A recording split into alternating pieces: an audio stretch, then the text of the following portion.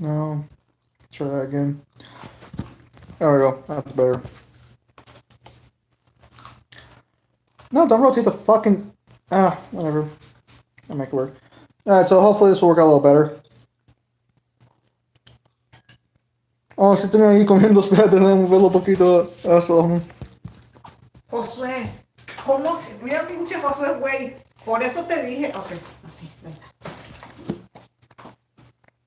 Ahí está. Eso, más.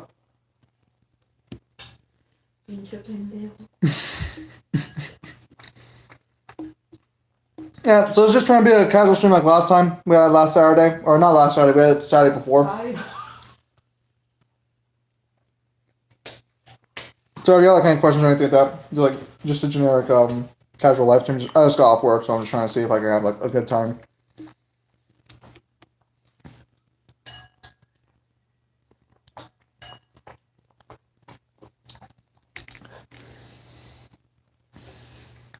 I've been seeing recently a lot of debate about the Furies feat, at least from the God of War side of my community.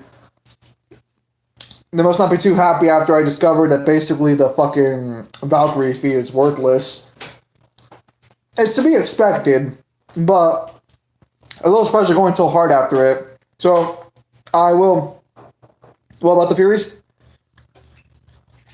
Oh, so the DMC crew on my YouTube channel, on my Discord, for the most part, we scale the Fury from DMC to a measurable speed based on its description and what we see it do. What ended up happening recently, excuse me, is the God of War guys recently have been coming in and they've been trying to argue that the Fury's not like a speed feat, it's a teleportation feat. It's blatantly ignoring context and visuals. They argue that they're not ignoring visuals, but they are definitely ignoring context, so we're going to take a look at that feat sometime in its own video pretty soon. ay, tengo mucho sueño, bajo sueño. No, Kyle, I'm eating fast food at this point. I'm just eating fast food right now. Cooking. If you guys want, like, I'm not ironically speaking, I can, like, buy some stuff to try attempting cooking and just failing repeatedly. I have the funds.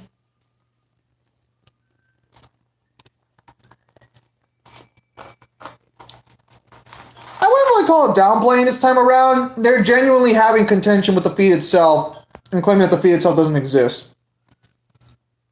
I wouldn't really call that downplaying per se, because like they're not acknowledging the feat. Well, actually, they do. I don't think they acknowledge it as immeasurable, even if it was valid.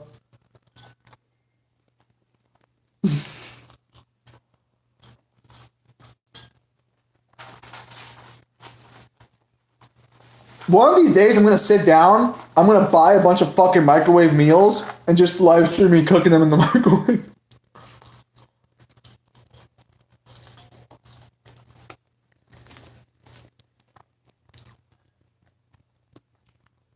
Yeah, so again, I wouldn't really call it downplaying. It's more just along the lines of fucking I'm gonna write it down to there. It's really just like they just question the legitimacy of the feat. It's fine to question it to an extent, but it's like, I mean, these are the same guys who use the Valkyries from God of War 4 to justify fucking immeasurable speed Kratos, so it's kind of like, a little whiffy there.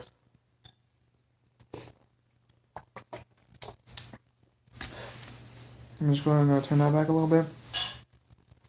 I just don't like looking at myself eat, so that's why I don't have it on me at all times.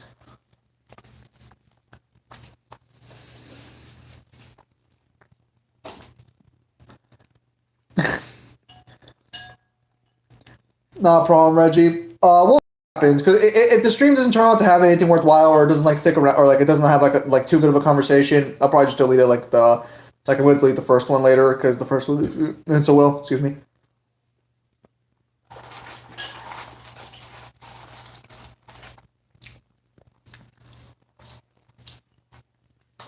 This Tuesday's live stream might not happen as well because I got a big essay due for a class, and the teacher, she's very strict on grading. Well, have a nice night, Reggie. Hopefully you have a nice sleep.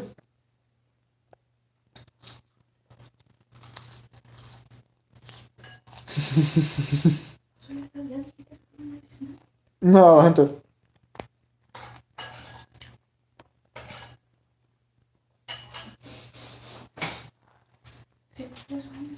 I've talked to God of War fans, and I don't think they're like incredibly bad or anything. Although they seem to have contention with how people scale dimensional tiering. If you watched one of my last streams with Cyber, actually, Cyber was there. I think it was like my last Opera Omnia stream. Cyber breaks down why most likely the God of War is not 5D. I should probably link them to that, see what their opinions on that subject.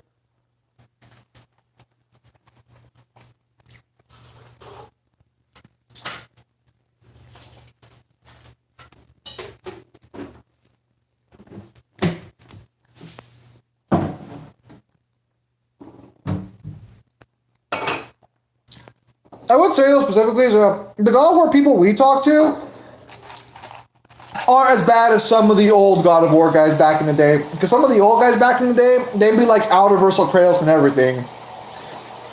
These guys are just saying like a 5D Kratos.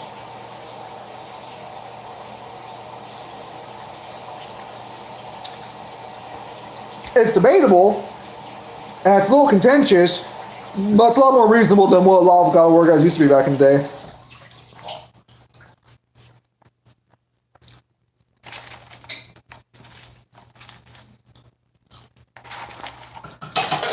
The only problem I've had so far talking about the God of War guys, in my personal opinion, is no.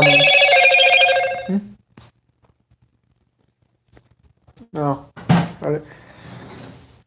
The only real problem I've had so far is the way they put abilities together is a little weird. Like they seem to have issues with that.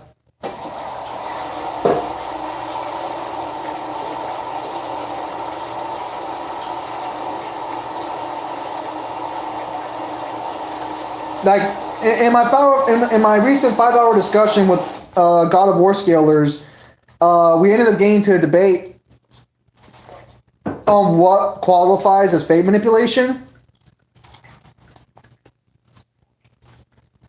Because the way they were saying it, they were basically saying that like Marty McBrown from Back to the Future has fate manipulation. It's like, no, that's absurd.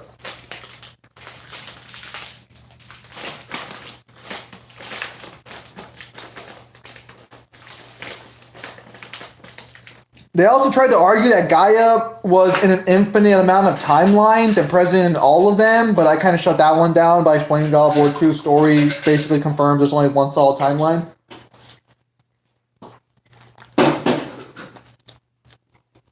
I want to make this clear.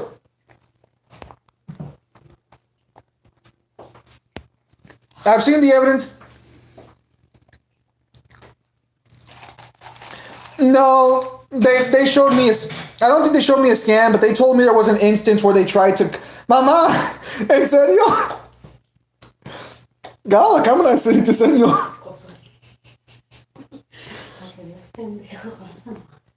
No, sorry, my mom's just crawling along the ground to avoid being seen by the camera.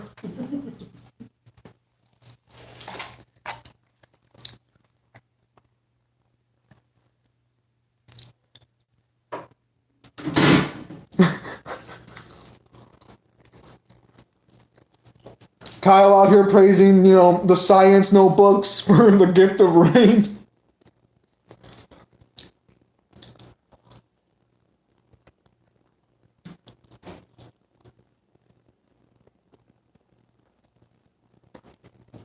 So, actually kind of funny for a minute. While I was working today, I was there working on the sauce aisle because I work at a grocery store, and we have like teriyaki sauce, like soy sauce and all that jazz. Some fucking dumbass in Morning Crew decided to put the soy sauce section and cover it fully with teriyaki sauce. So we have only teriyaki sauce open and like 50 soy sauce boxes right behind them, and the customer's like, "Hey, where's the soy sauce at?" And I'm like, it's not my job to fill this all up. So very good. But my job is to clean up the aisles or be on register. My job is not to fucking fix their mistakes. Fuck that noise. That's bullshit. I felt bad for a second there because I was like, shit. this customer probably was like super fucking concerned. And I was like, shit, do we really not have soy sauce? And then I look at the box right behind it, it says fucking soy sauce, and I'm like, no, there's no fucking way they only put teriyaki sauce out here. There's no fucking way. So I open up all the soy sauce boxes, and it's like, yeah, they're all soy sauce. I'm like, alright, so some fucking dumbass just put teriyaki sauce.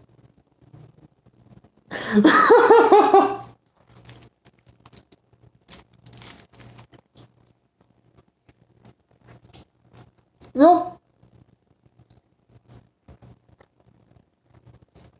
I eat white rice all the fucking time, but I don't eat it with soy sauce anymore. I don't like soy sauce. It's too fucking salty. It's like, I'm already salty as hell, so why the fuck am I gonna add more salt to it?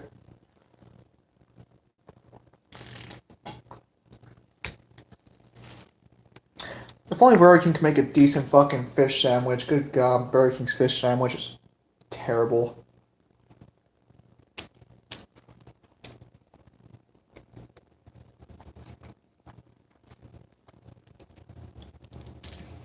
I'm not even talking like, oh, it's like Burger King where it's like, it's just mediocre. No, it's just genuinely fucking bad. Ah, I always put too much soy sauce whenever I fucking put shit on the white rice. It's like fucking terrible.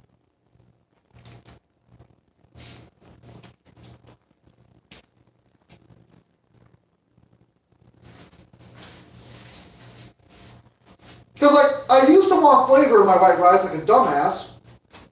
Because white rice is superior flavor is that it has no flavor.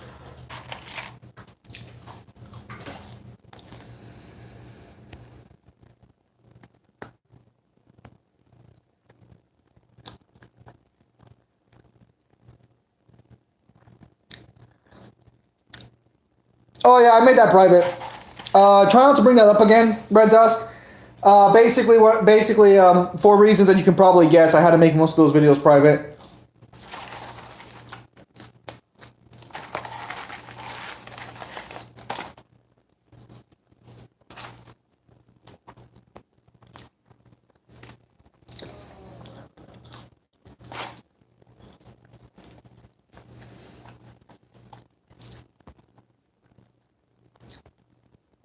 I didn't get annoyed about the situation. I found it kind of funny, but like I had to make videos over the past 3 months, live streams. I don't know if you guys noticed this, if you guys don't go to live streams. Like I had to make so many League of Legends live streams private.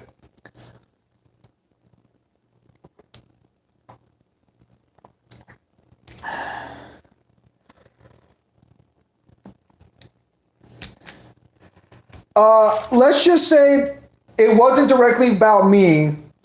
It was more so someone else who was on the streams who, like an interesting individual, went on the stream of a bigger YouTuber during a certain death battle. And let's leave it at that.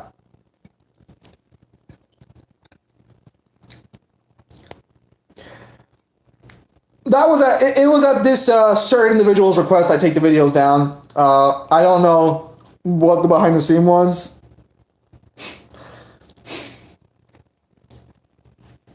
All I know is that one day he sent me a message like freaking hey, can you take these videos down? And I'm like, alright, sure, I'll just take care of like the last like 3 months just to be on the safe side.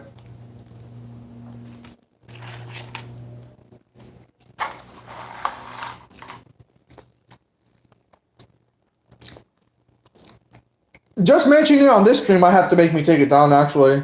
So I'll probably end up privating this and like I'll delete these like minutes of interaction. So like after 15 minutes, when you see the 15-minute timer, try not to talk about it anymore.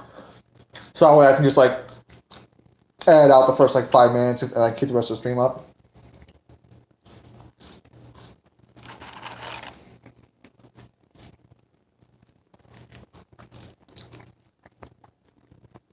Anyways, back to the original point of contention. Yeah, so I'm gonna sit down. I'm gonna get all the footage for the Fury. I'm gonna get all the footage for teleportation and DMC, and we're gonna break this down.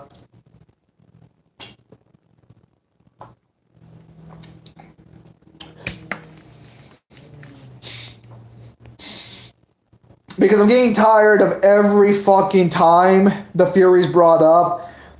I'm being told consistently by people who don't scale DMC that's teleportation. Like,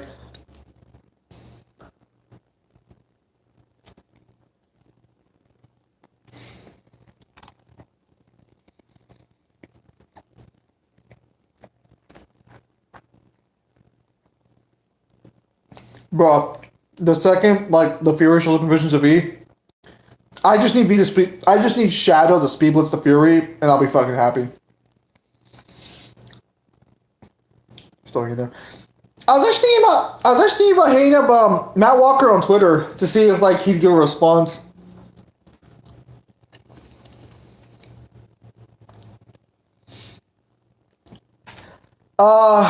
Okay, so here's the problem. Virgil's ability is directly stated to be instantaneous teleportation, and I think like 2 out of the 3 games. So even if it looks like movement, it's just teleportation. Dante is the one who moves really fast, and his looks exactly like Virgil's teleportation.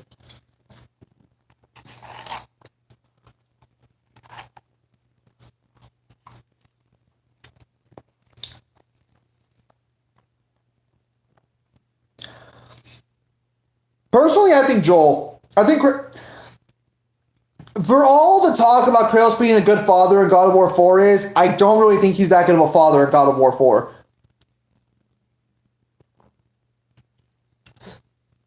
Like, he's not the worst father. Then that's just immeasurable. That's just another immeasurable speed feat. Well, no,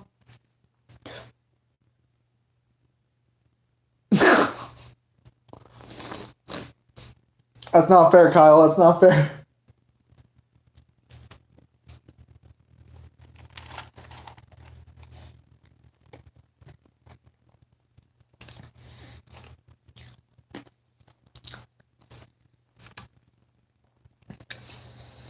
Unironically speaking, though, like Kratos just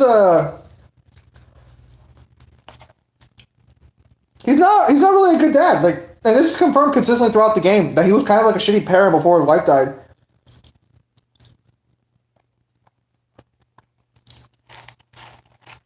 Like, is he a better father by the end? Sure, but it's like not by much.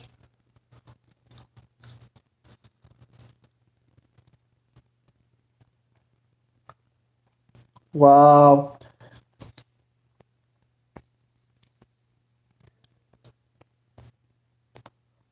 Do you think Nero will develop teleportation? He should be able to already. Like, unironically speaking, he should be able to teleport. No reason for him not to be able to. That's a good cheeseburger.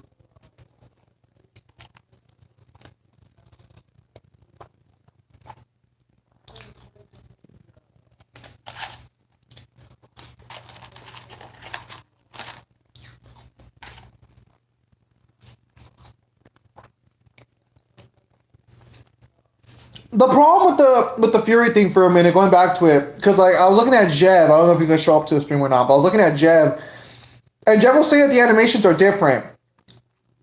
Not exactly. There's a puff of smoke whenever the Fury does its quote unquote warp. The problem is that during Nero's Devil Breaker animation, that puff of smoke happens repeatedly, but it's not teleporting. It's just going faster. So it's like, if we're going to talk in-game visuals, Nero's Devil Breaker animation completely shits over the idea that it's teleportation.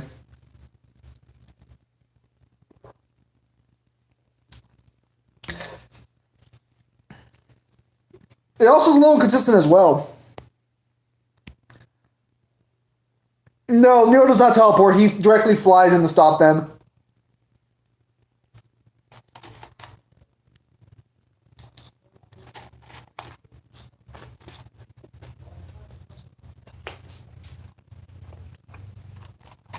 I'll relook at the evidence again for the Fury. Like, I'm open to the idea that maybe our interpretation was wrong. I would just have to like, because I've already done this debate like several times over. Yeah, I've seen these visuals several times over, so it's like, I'll do it again. I'll go through again, but it's like, I'm not expecting to get my mind changed.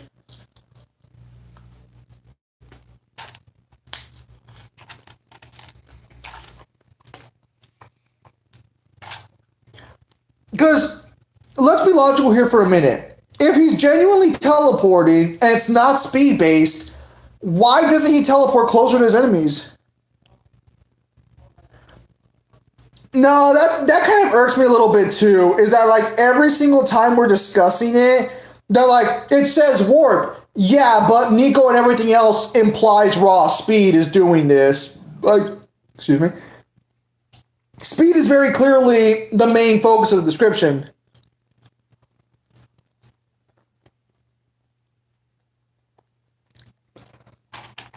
What makes the game better? Main quest or side missions? That depends. That depends greatly. Me personally, I think a really solid main quest and cast will make a better game than like good content.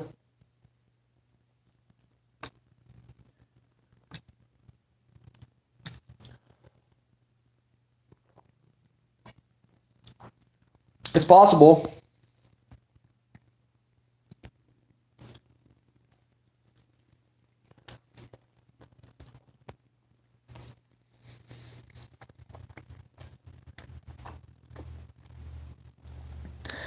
We'd have to see if Nero loses abilities as a result before we can accurately call that one. Like, I'll say this today, and people can disagree with me. Final Fantasy 15 is still probably one of my favorite RPGs and easily one of my favorite games of the Xbox One era. No diff. No diff. And it's mainly because it has a great cast of characters who are likable. The combat was kind of shit for the most part, but it was serviceable. The side quests were fucking garbage though.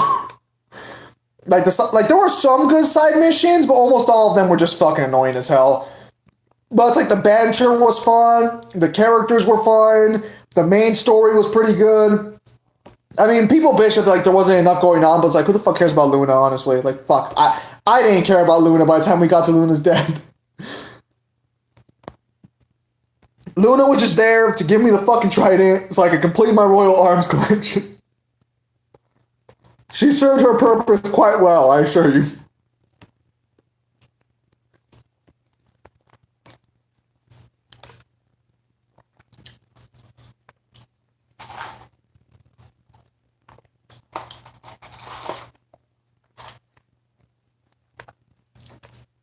I do want to throw this out as well. That story's not everything though. I know like fucking the PlayStation fucking every exclusive there's like we got story, we got this. It's like you need a little more than story, God of War. I'm sorry, but a jump button wouldn't have killed you guys.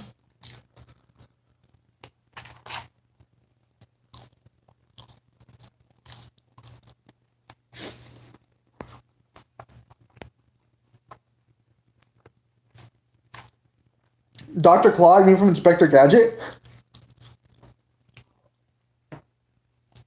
Look, I'm just saying, regardless of how this thing turns out, side quests are fine, but you're really there for the main quest and the main characters. If your main characters are garbage,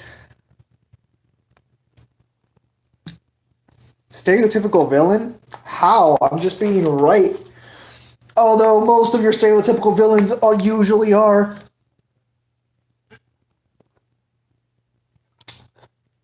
I've been meaning to sit down and start doing my League of Legends How Powerfuls, but it's like I'm still fucking torn on where I want to actually scale the series.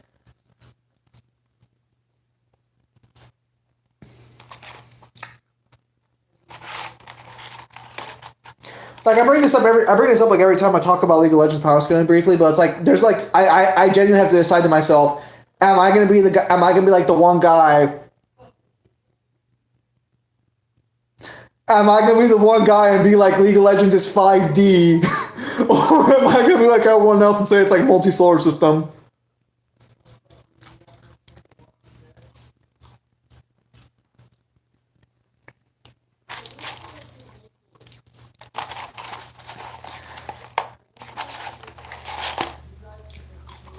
Also, not to be that guy, but it feels like to an extent the community is kind of like I'm part of the games community. I am, but it's kind of like similar to like the Dead or Alive situation in fighting games where it's like a lot of people are pretty prudent.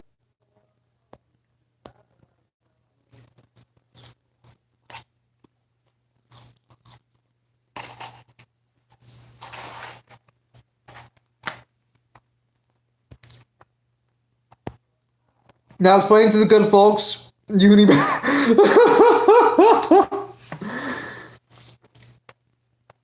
It's kind of the same reason I didn't do my Dead or Alive videos, or the big one, because like, so Reggie argues against, or I think it's Reggie argues against it, but the problem is that like he's objectively wrong with the scaling situation, because like regardless, so he's arguing like she's holding back, but it's like you kind of have to prove that, and the only real statement she has is that like not bad for a human, but even then that's not really a sign that she's holding back.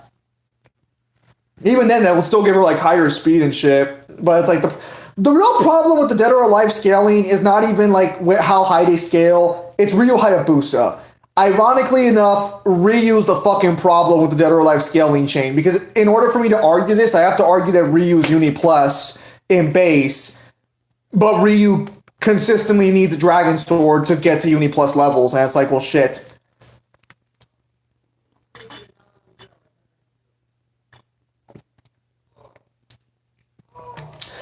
I could just argue that like he needs a Dragon Sword to fight stronger than baseline Uni Plus, but it's kind of weird.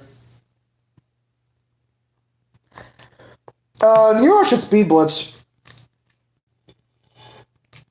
If not, I don't think cars can absorb Nero, because even if he attempts to, like demonic power and demonic essence is just gonna fucking corrupt his body and like turn him into a fucking monster of some kind.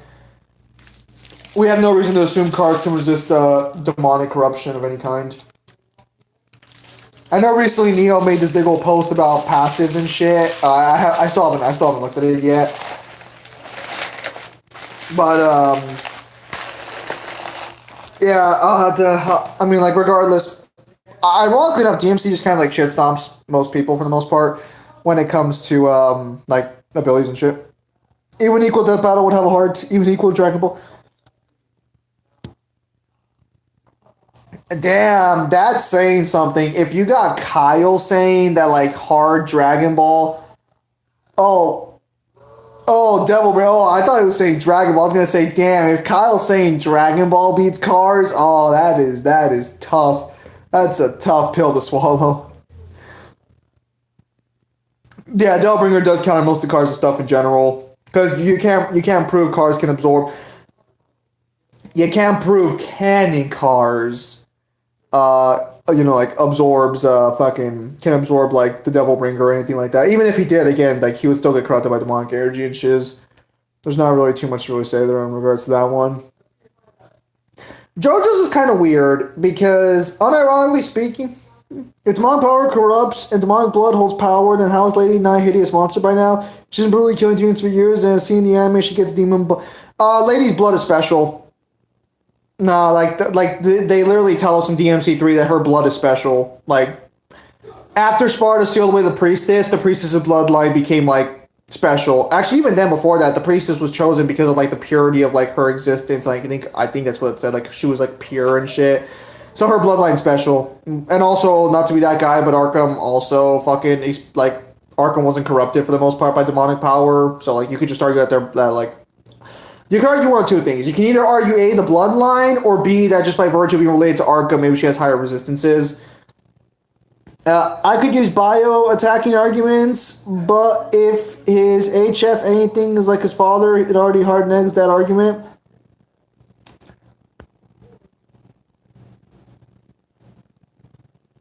Like cars attacking biologically. So that explains why Dante Lane. No, I'm calling it right now. It's always bullshit that fucking Capcom has tried to argue Lady's fucking pure human. Get the fuck out of here. No, she's not fucking pure human. Bitch gets stabbed with a fucking blade the size of her thigh and is able to stand up immediately afterwards. Get the fuck out of here. No. Pure human my ass. All we know is that Lady descends from a priestess who had special properties, and Sparta chose her specifically as like the vessel of blood to seal the portal. All we know is that Lady's blood is special. We don't know what makes it special. We don't know how it's special, or we don't know specifically why or how it was so special. All we know is that it's special. So it's like we can't really do anything about that. All we know is that like she does have special type of blood and consistently, and like her dad can also deal with like demonic power. Well, actually, ironically, Arkham did get corrupted. So is Lady's blood blessed by the gods, or may or may not be canon? Oh, the gods are canon. No, the there are gods in DMC. Whether or not they're demons is a different story, but there are gods. Even DMC2's description for Bolver confirms that he was the leader of a pantheon of gods before he like died in the Dark War. So like even Odin is like basically just confirmed to be Odin. Even Bolver is just confirmed to be fucking Odin, which means that the Norse gods existed in some capacity.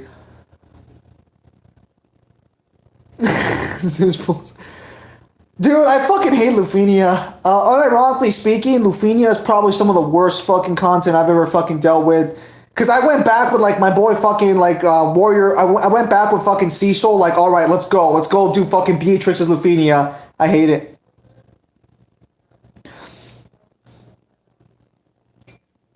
I'm scared for Transcendence. Like, I'm gonna do it on first go, or I'm gonna try to, but I'm fucking scared. I fucking hate Lufenia. Lufenia fucking sucks. I feel like I'm gonna have to wait till Lufenia Plus comes out before I start enjoying Lufenia.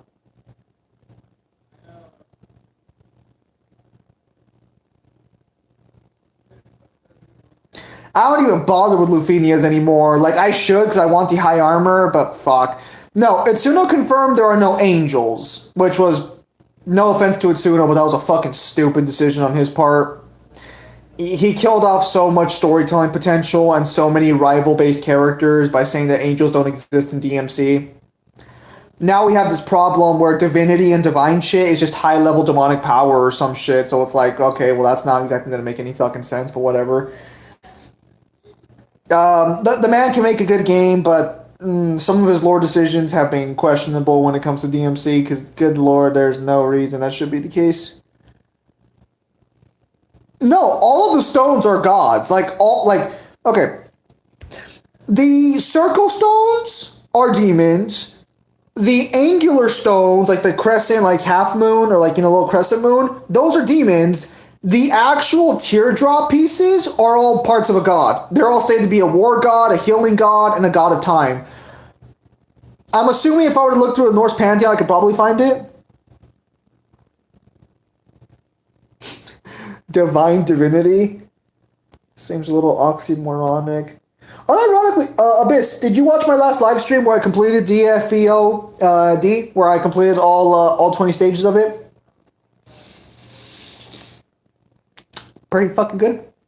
Got all those 25,000 gems. Got back up to pull range. I don't know if I'll pull next month. All I know is I'm half of it. You haven't seen me beat it yet? For shame. For shame. Oh shit, Dracula, what's up? Oh no, dude, I've already decided immediately I'm gonna just use my 50 tokens to go for Emperor. I'm not even gonna bother pulling for fucking Aerith. I don't think there's any point pulling for Aerith. I'm just gonna go straight for Emperor's Burst and just fuck off for like the next month. No, Ariana comes out next month, huh? I kind of want to wait on Ariana because I know she comes back like 8 months later.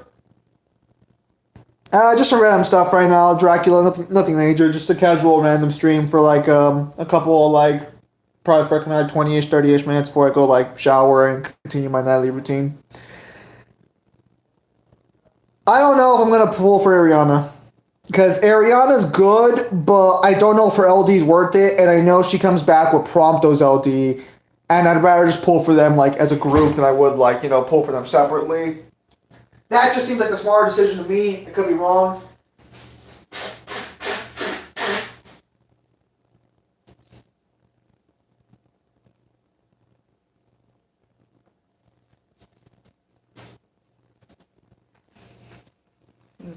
What do we got here? Hello, miso soup. Been a while since you've been back. No, so I don't know. I'll probably skip Ariana. Might throw some tickets her way. We'll see what happens. Because not only is Ariana way down the line, but I kind of want to like save up my gems because I'm thinking I might go for Golbez's Burst and LD. Because I've always wanted to have Golbez as a good unit, but I just never fucking pull on him when it's fucking time. I could just save up for Ace, but Ace is like literally months down the road, and I'll probably have enough gems to pity 2 bursts by that point. Ace for sure, though. I am keeping an eye on.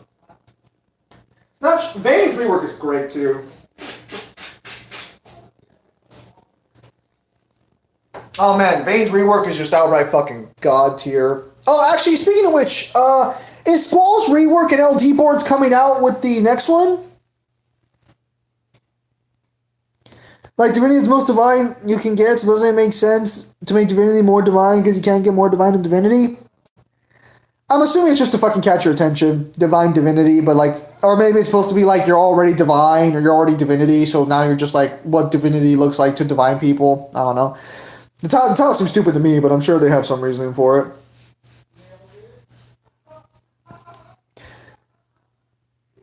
Before we try something else.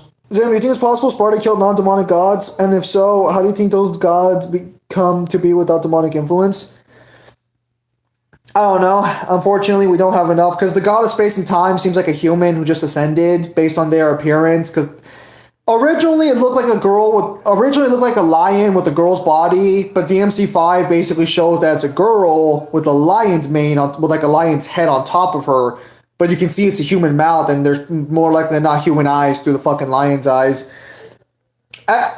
My personal theory right now is that the gods of DMC, like the actual quote unquote gods, were just humans who got power. They're just like the strongest of humans. That's what I'm personally saying right now. We'll wait and see if we get some more lore information, but that's what I'm going with for now. I'm more curious if we're gonna get more immortals.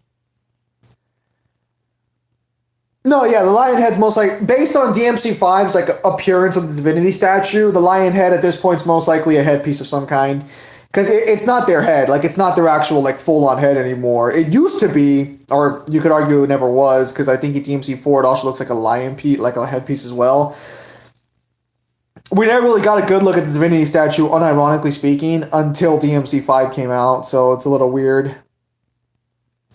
My kind of thing is, why the fuck did they change like the description for the gold orbs? Because the gold orbs are confirmed in DMC2 to be made with the blood of immortals, which makes sense. Argo Sax and stuff like that can resurrect people and stuff, but apparently like every DMC game since they've just like said like it's a secret process with like secret alchemic process.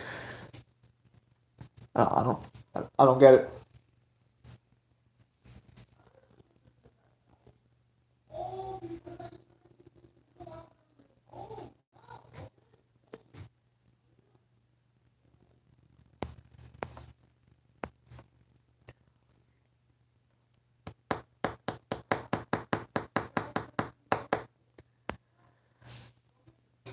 It could be a secret Dante.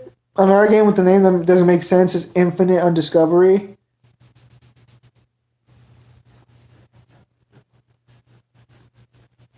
No, that one makes a little bit of sense. It's basically saying that like there's like it's basically like infinite mystery. It's like the same fucking thing. I'm gonna try and see if I can't watch the Snyder Cut tomorrow for DC after I do my homework. I'm gonna see if I can like get my brother to share his like freaking HBO code with me, and I'll just sit down and watch the Snyder Cut. Because from what I've heard, it's actually way better than what we got.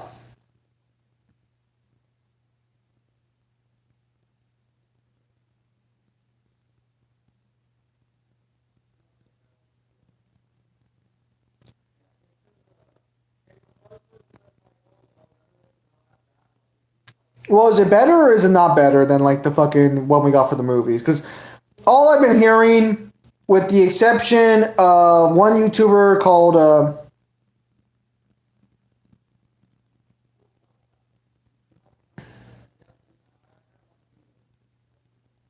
it is better. Am I gonna debate Kev? Do you mean Ken or do you mean Kev? Oh, it doesn't need to be canon. Like, basically, all everyone wants to see is if Snyder stepped up. Oh, Kev. I don't know. We'll see what happens. Because the problem is that, like, Kev's not alone. Like, I was actually asked by Jev, actually, to let one of the God of War, like, debaters into the server. And I just told him straight up, like, no. Because, like, even if he doesn't intend to cause problems,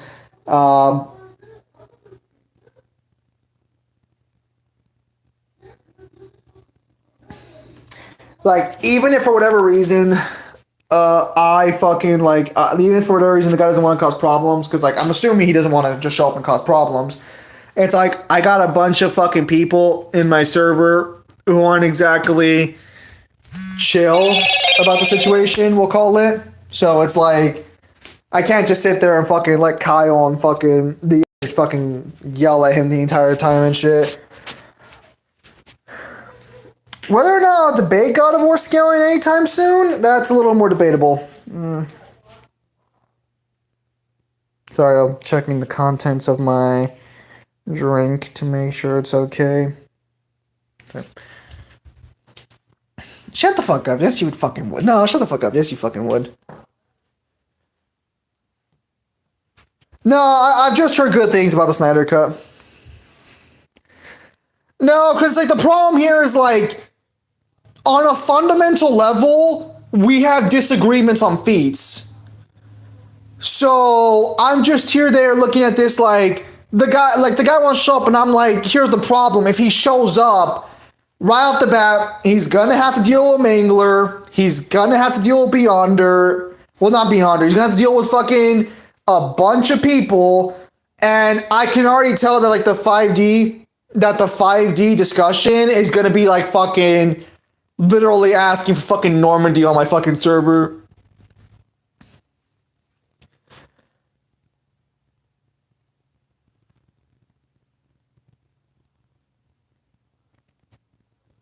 Good for you, Ezra. No, because the problem is that when we're debating, most people don't want to give the other side the benefit of the doubt. Because here's the thing, like, again, like most of the people on my server don't even think that the tree itself. Well, actually, so this one is a little weird because some of them don't think the tree is 5D, but then like Cyber thinks the tree is 5D, but Cyber says it doesn't scale to anybody. Dude, lights. It's better this way. Trust me, it's better this way. So it's like, well, no. So the problem here is like, look, no one here is going to sit here and say that either side is unbiased in some way, shape, or form. We'd be lying to some capacity if we said we were all unbiased. I mean, by virtue of scaling a specific series, you're going to have some. Oh, that's weird. The reflection tape comes off there. Like, by virtue of scaling a series, you've basically acknowledged to some extent, especially if it's one you like, that you have some bias towards it.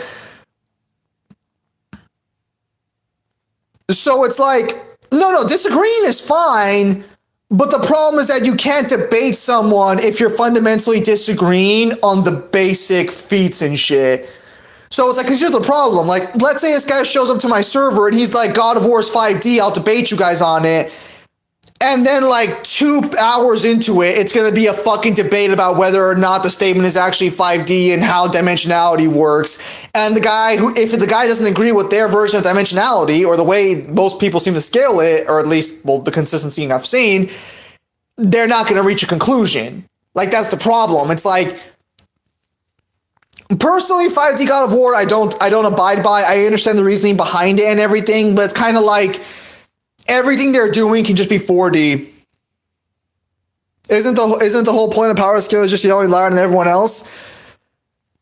Unfortunately, that's what it devolves to, but that's not what it's supposed to be, because we're supposed to be more objective about this. Like, it's supposed to be a debate where one side could potentially win, or at least one side can present an argument, the other guy can present a better argument, and it's like, or a similar argument, and you can go from there. The problem is when you start getting into, well, I mean, Dante can be 5. So I said this specifically, like, if their reasoning for God of War, why they scale God of War to 5D, there's no reason DMC shouldn't be 5D. There's no reason it shouldn't be 5D with the way they scale God of War to 5D. Like, I literally had to make them backtrack and acknowledge the reason they say 5D is because of the infinite timelines. Because if they didn't say that, then they'd have to concede Dante's 5D too, and they didn't want to do that. The infinite timelines aren't on the tree, by the way. Just throwing that one out there. The tree itself only has one timeline. Oh, that's fine, Miso. You can do what you want. No one here's gonna fucking drag you to do something.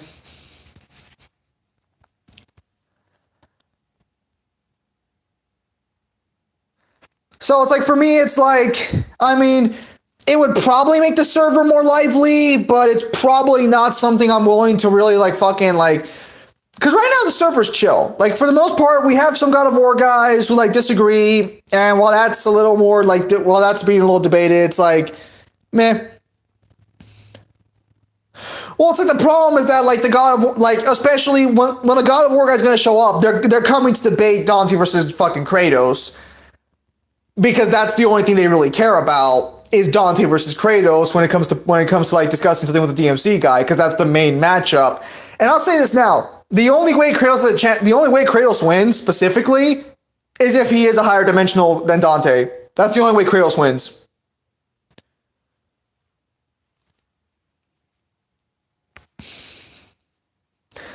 I've said this before and I'll say this again.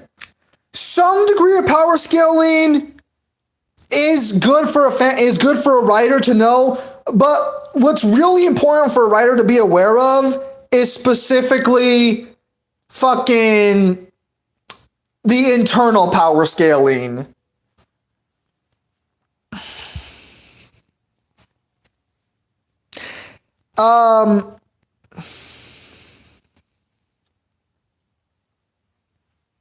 Who has a better story?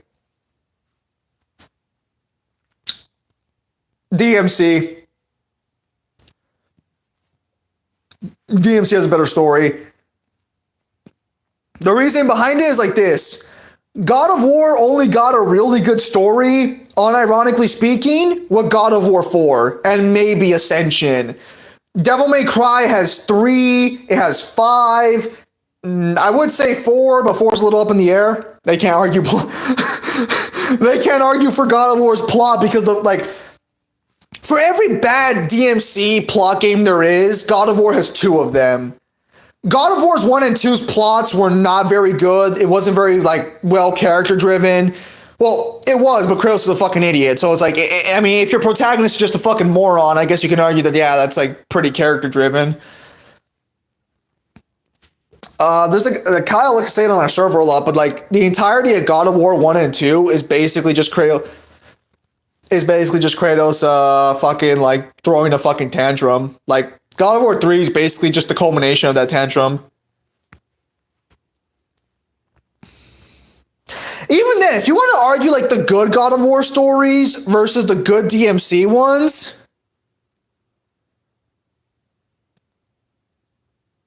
no, I fucking hate when a revenge story ends with revenge is bad. At least Kratos went through with the revenge, unlike a certain other game that came out recently. But it's still kind of bro, shut the fuck up. I don't need a fucking lecture on whether or not revenge is good or not. I'm here to kill some people, okay? Very simple, very easy. Don't fucking lecture me on whether or not it's morally right for me to kill these people, okay? I'm not here for your fucking lecture on why I shouldn't go around gunning people down, okay? I'm here to play a game, and my dog got killed. Very simple, very easy.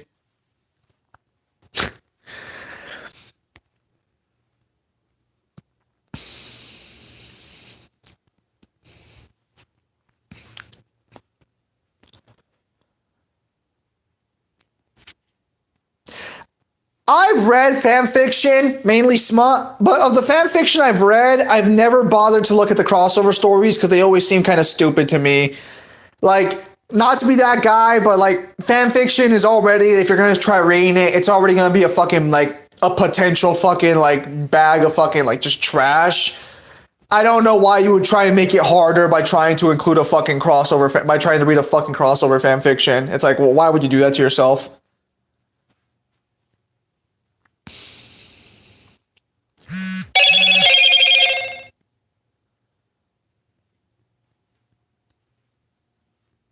Oh no, straight up, the best part about the best fan fictions in general are fucking the smut stories. They're the ones where the fucking writers who actually can write just go there to fucking get their rocks off and leave, and they just give us the rest of the fucking material. It's all right, great, thanks, buddy. No, unironically speaking, no, because I've tried reading regular fan fiction, very hit or miss. Very fucking difficult. Some of them are good, some of them are bad. A lot of them are bad, and this came from a guy who released a shitty book already. So it's like, when I say it's bad, I know what bad looks like. I released bad writing, so it's like, I can tell you for a fact I know what bad looks like. And it's like, then you get the fucking smut writers in the fucking corner who are content to write like a 5,000 page story or like a 5,000 word story. Great character, great moments. Honestly, like, yeah, it is smut, like, at the end of the day, but it's like, realistically speaking, I've seen better character interactions in a romance setting in a fucking smut than I have in like fucking 5,000 fan fictions. Obviously, I'm exaggerating the number of the fan fictions, but you get the point I'm trying to make here. Like, they know what they want, they know what they're doing, and they successfully manage to pull it off. I guess smut just motivates people. Regarding God of War story, I wouldn't say it doesn't have deep thinking. It's just that there's not. No, well, here's the thing. Like, most smuts, or at least the ones I go look at, are mainly romance. So it's like, that's why I'm saying, like, the romance is better in most smut stories than it is an actual fanfiction romance. That's kind of like the embarrassing part about it. There's better character interactions and character consistency in most of the smuts I've read than there's for actual ones. I'm listening to a streamer by man with pubic beard hair. Okay, fuck you guys for a minute. Fuck you guys. My beard. Okay, so come back out here. My beard is not fucking pubic hair. This is actually like, it is a little unkempt, sure, but fuck you. This is not pubic. This is not fucking pubic hair beard. Get the fuck out of here. No, fuck you. It's not like that anymore. Not when it's grown out. Fuck you. Before it's grown out, sure. Not when it's grown out. I could literally get a fucking comb and actually take care of this and it'd look fucking great. Get the fuck out of here. No, fuck that. Fuck that. Fucking ridiculous. No, you do not sit there and call this fucking pubic hair. Fuck that. No, this is better than fuck. I know what pubic hair beard looks like. It's what it looks like when this starts growing out. Fuck you. Not at this level. Get the fuck out of here. I look like the guy from the fucking Geico commercial now. Show some fucking respect. Nah, fuck that. I did not grow out this fucking beard for you guys to say it still looks like fucking pubic hair. That's all I'm fucking saying. So I recently got like a black, like I recently started getting a little bit of a black line on one of my nails because I do extensive research into like diseases and shit. I'm pretty sure that's the early sign of fucking skin cancer on my nail. So I'm going to get that looked at. And man, I'm going to be super pissed off if that's actually skin cancer. For me personally, it's just so satisfying to see characters from the Weekerverse react to characters' play powers and abilities beyond their comprehension and make them realize how small they are in a crossover fanfiction story. I mean, not to be that guy, but you really shouldn't be crossing over like fucking Dragon Ball Z with fucking like Ruby, let's say. Like, because at that point, it's like, what the fuck is the point of the crossover?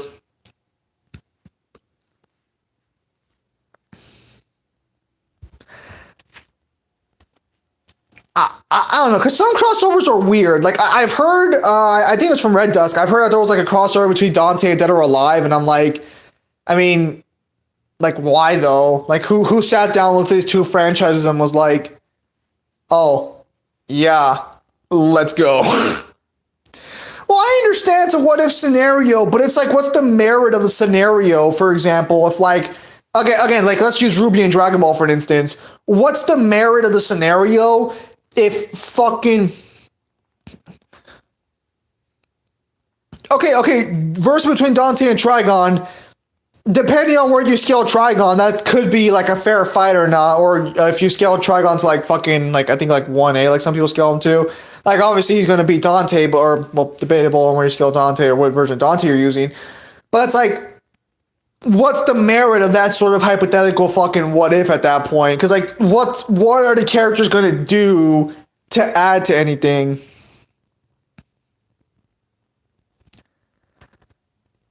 Azra, your fever dreams are not my concern.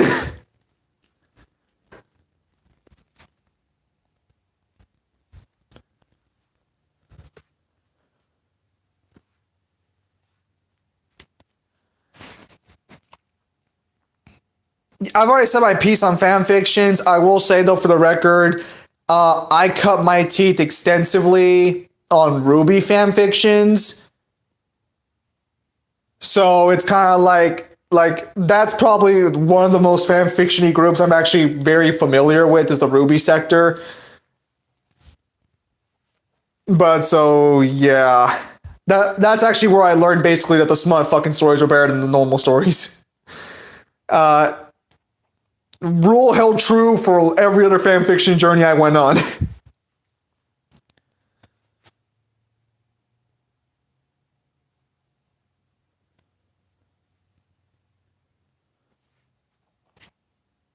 Okay, well, right off the bat, will the events change due to their actions? Abso-fucking-lutely.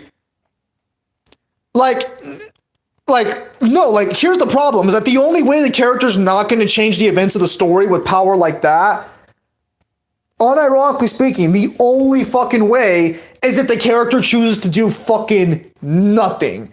If the character decides, I'm just going to do fucking nothing, then yeah, then he's not going to change anything. But if you're as strong as Goku and Vegeta and fucking Ruby, dude, there's no event you don't fucking change. Dude, you probably outscale the fucking gods at that point. like, come on, like, obviously I get what you're trying to say, but it's like, the answer's obvious. How do you, so it's like basically you're making One Punch Man, but you have to try and set up narrative stakes over an overarching story. But at least with One Punch Man, there is no overarching narrative or anything of the sort like that. It's just fucking Saitama's there and does a job every now and again. Like, yeah, there's plot for the other characters and like there's backstory for the villains, but there's not really anything specific for Saitama. You're basically fucking writing the story about Saitama without what makes One Punch Man good, which is just the side characters. Because Saitama himself is he's just your fucking everyman. Where do I place the gods of Ruby? From what I remember, because I dropped Ruby more or less. Like, I only stick around for the smut and the hentai these days. I do watch clips about it on occasion, but for the most part, Ruby is, I kind of like, I watched all of Ruby up until Volume 5's ending. Volume 5 was where I was like, yeah, okay, we don't have to keep watching this anymore. I never watched Volume 6, although I saw a lot of clips from Volume 6, and I was like, yeah, I made the right decision. Volume 7, and we're on 8 right now, but Volume 7, it seemed a little better than the others, but it's still kind of like the same fucking problem. And then Volume 8, take Volume 8 as you will. It's like better in some areas, but it's worse in some areas. It's like the writers never really can fucking like learn how to be like better with their story. No, in fairness, it's gotten some improvements in fairness, just not a lot. Doomslayer versus Saitama? Oh, Doomslayer would stomp. I'd have to see where Prime Eurozone from Spawn's like scales to, because apparently like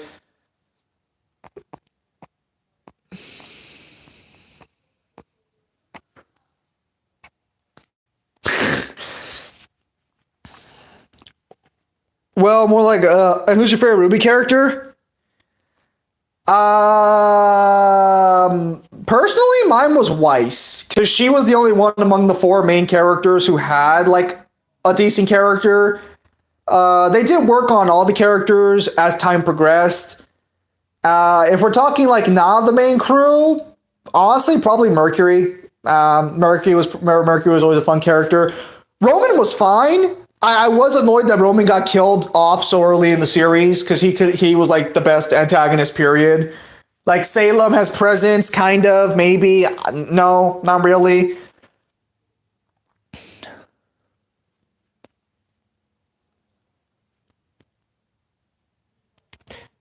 Glinda wasn't really a good character though. Even among the crew. No, I mean, just like in general, Weiss was just the best character among Team Ruby for a long fucking time. She's the only one who had growth. She's the only one who had like an understandable background, actions, and motivations. The one problem Weiss had is that for some fucking reason, Weiss lost every single fucking fight she was in, and that never changed. Weiss is the most broken fucking character on Team Ruby. Her semblance is fucking stupidly busted, and she loses every single fucking fight she's in. I don't fucking get it. I don't understand how the writers don't fucking understand how busted her fucking character is. That bitch should be fucking... Weiss should be fucking cleaning up fucking shop in every fight she's fucking in. But no, we give one fucking time manipulation ability in part 2, and then she fucks off forever into fucking Trashville the entire time. Get the fuck out of here. I don't even understand, because like in Volume 3, they're like, oh, we're sending our 2 best teammates, Yang and Weiss. Why the fuck are you sending Weiss in there? That bitch is guaranteed to fucking lose at this point. I'm just like, I don't get it. I don't get why the fuck they bothered making Weiss so powerful if they're just gonna fucking nerf her. Well, we don't know how Mercury's dad stole the semblances to begin with. Like, we don't even know how any of that shit worked out. But I'm referring to the main cast of characters right now. I'm referring to the main 4. Because, like, Yang, Ruby, and fucking Blake, they've all had wins. Like, Blake had a massive fucking win in Volume 5 against Adam. Oh, man, don't even get me started on how they fucking ruined Adam.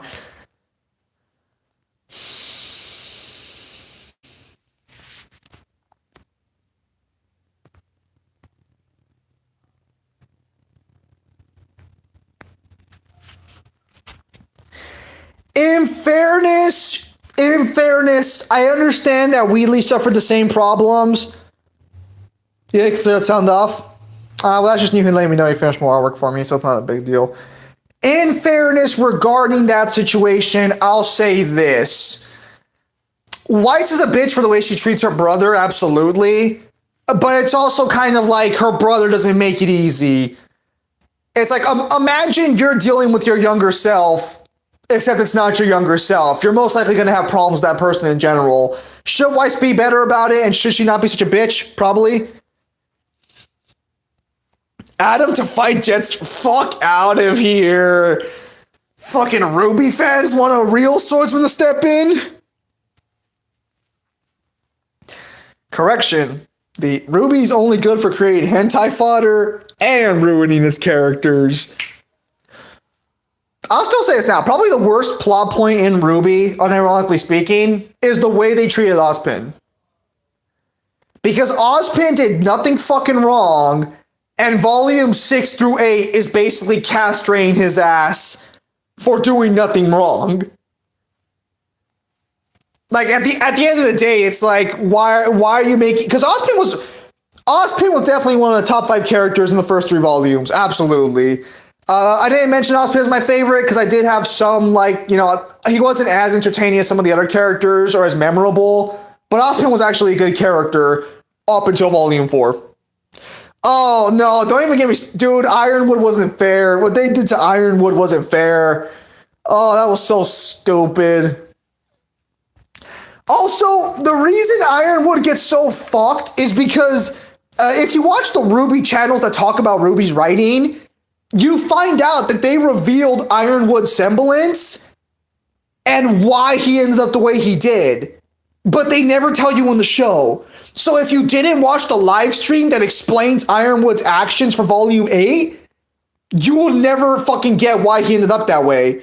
They do explain it. It's a stupid explanation, but they do explain it. No, okay. So right off the bat, regarding fucking using child soldiers, he didn't really do that. Humanity is destined to die if they don't keep producing warriors to fight the Grimm. Like, that's not even a fucking joke. Okay, so Kyle, Ironwood semblance. Okay, I'm gonna bring up religion here for a minute. You know how in the story of Moses, the Pharaoh's heart gets hardened and he can't see reason anymore, so he just keeps doing, like, keeping the slaves. He's like, no, all these people are gonna die, but I'm gonna keep the slaves because I'm the Pharaoh. That's Ironwood semblance. Ironwood semblance is basically hardening his own heart to do anything that he needs to complete his goal. So he is literally fucking just like, he's just the Pharaoh of Egypt without God freaking like holding his heart in place.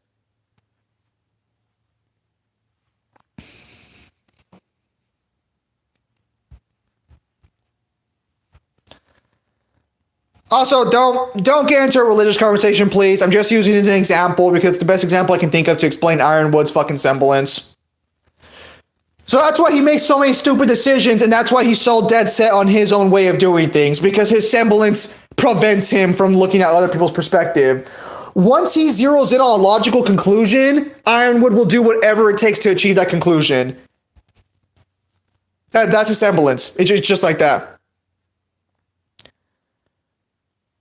No, so my problem with the whole Ruby about child warriors thing is that in the world of Ruby, it's not a surprise, or it's not like you die young. Like, some people live to old age, but most people die young because of fucking Grimm and shit, especially huntresses and hunchmen. So it's like, you need to replace these huntsmen and huntresses consistently. So it's not really producing child soldiers because of Ozpin. The child soldiers were already going to be there. Ozpin's just using them to try and end the cycle. So it's not like Ozpin created the situation. The situation was already there.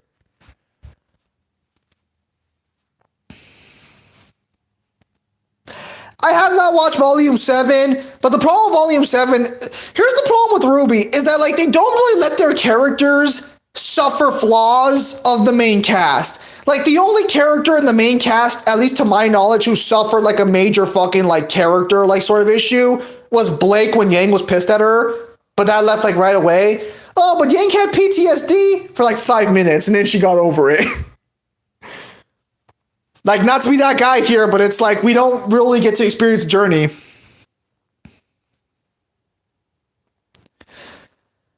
Okay, so the problem with Ruby is that they fucked up their power I mentioned this earlier. Internal power scaling. Ruby destroyed their internal power scaling with Volume 2's ending. Fucking Team Coffee showed up and obliterated Grimm like it was fucking nothing. And then you're there like, how are the Grimm ever a threat if the fucking trainees over here are beating the shit out of all these Grimm casually? Like, really? Just fucking put Coco on the front lines and have her fucking gun everything down with a Gatling gun. Get the fuck out of here. But man, like, see, they fucked up their internal power scaling, and the series as a whole suffered for it because nothing was believable at that point. The bar they set up was fucking trash. What could Huntsman actually do at that point that's impressive when the fucking trainees over here beat an entire Grimm invasion like it was nothing? Oh, and I love how they're like, Ozpin failed to protect the city with the Grimm invasion. He sent 4 students in, and 4 students fucking plugged that invasion up in a fucking heartbeat. If that's not a success story, I don't know what the fuck is. Everyone in that circle of town could have been killed. Every single one of them, except for the Huntsman. That's still a success story. 4 Huntsmen took down an entire fucking giant-ass group of Grimm. That's still a success story. They were just too slow. We can train that. We can work on their speed. You're talking about the Atlas agent, right? How much time do I have left? I'll stick around for another like 8 or so minutes.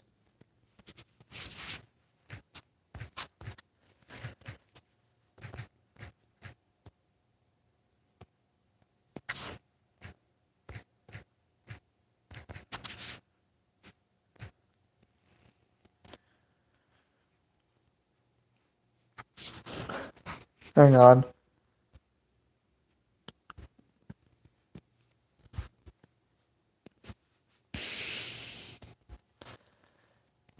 What's the difference between...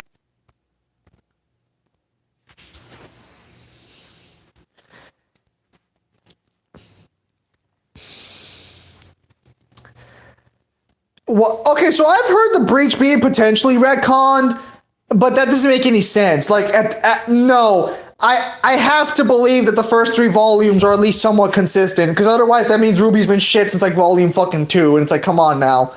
Volume 3 was actually pretty decent. Priya was a fucking idiot, but volume 3 was pretty decent. There's Team Magic and Semblances. The only difference is they told you there's a difference. Like, no joke. If they did not tell people there was a difference between Magic and Semblances, people would have no reason to assume there's a difference because they all do the same shit. They all have an ability, and it's connected to some arbitrary fucking supply of energy.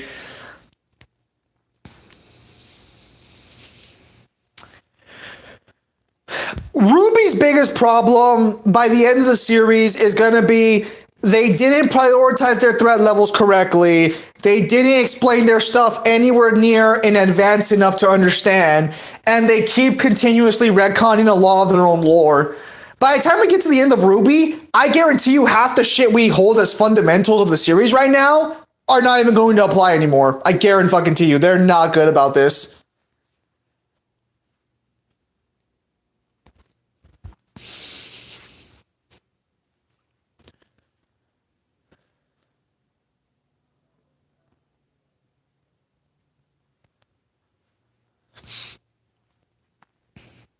Oh, was that Maria's? Was that Maria's semblance? No, that wasn't Maria's semblance. That was some other character.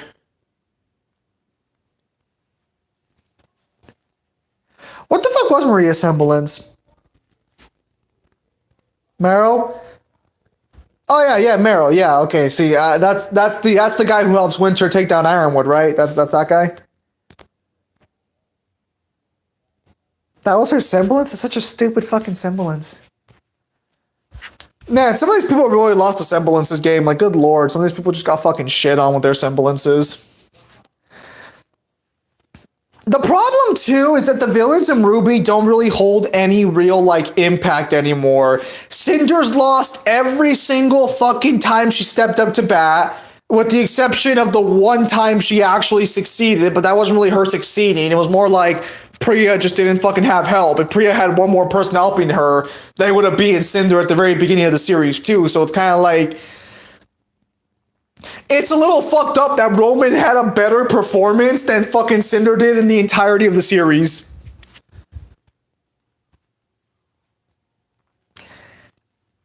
Like, none of the villains are impactful.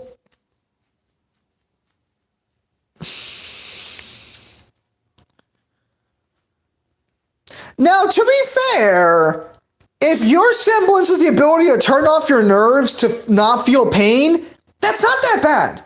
Like, I would rather take that over fucking reflexes, you know? Like, because Hazel was at least somewhat creative with his ability. He literally just stabbed himself full of so much fucking dust that he could physically use it at will. That's fine. Well, no, I think I'm exaggerating there, but you get what I'm saying. Like, he can amp himself with dust because he could ignore the pain. That's a lot better than fucking reflexes over there. That's all I'm saying.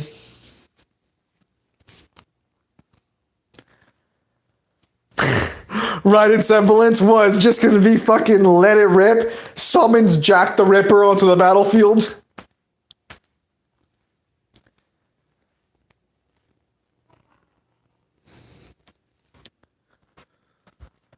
I mean, yeah, it doesn't make you invincible, but what would you rather have? Not feeling pain or fucking reflexes? Come on.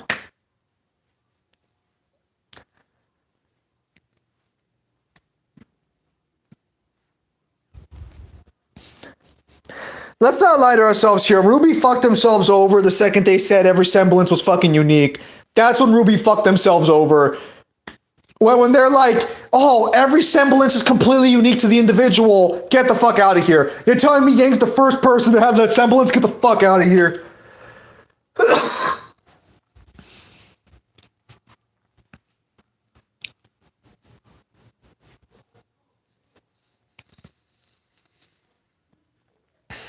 Oh, and then there's like fucking Ruby's like semblance just gets...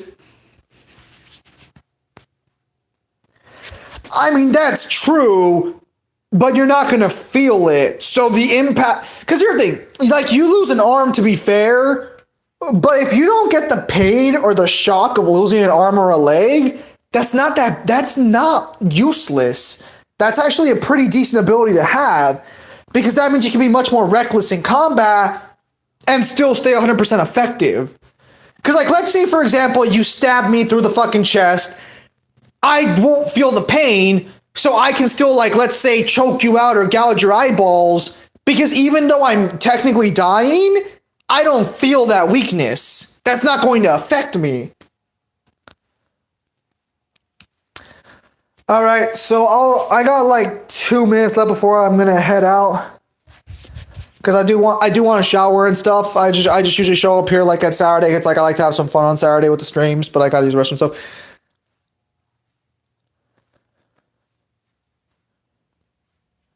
I don't know about the Atlas rabbit themed girl, but Neo and Emerald have similar head.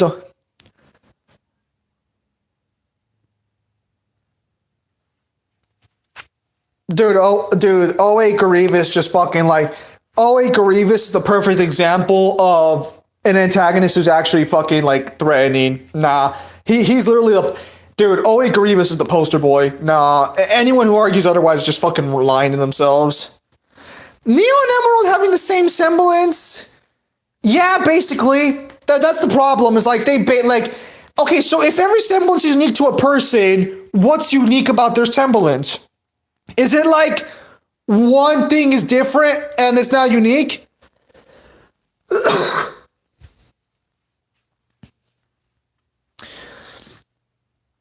Oh no, General Grievous in OA is like a fucking monster. Like I remember fucking seeing the Clone Wars before episode 3, and General Grievous was so fucking cool. All right, I'll stick around for one more minute. Then I gotta take off because I do want to get on my computer tonight.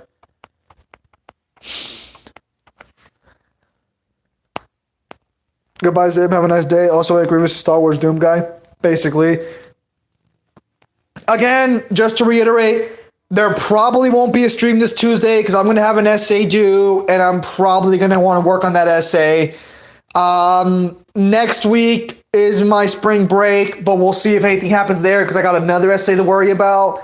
And my teacher for the essay I got this week is super fucking whack. So I have to like try and make sure I'm like at top standing for that. So with that said, ladies and gentlemen, thank you guys for your time as always. Have a nice day. I'll see you guys on the next stream or video. I am going to try and release a video though, for sure, but live streams might be off because live streams take like fucking hours to do that I could be doing working on the essay. So we'll see what happens. Take care, guys. Have a nice night. See you guys on the next live stream or video.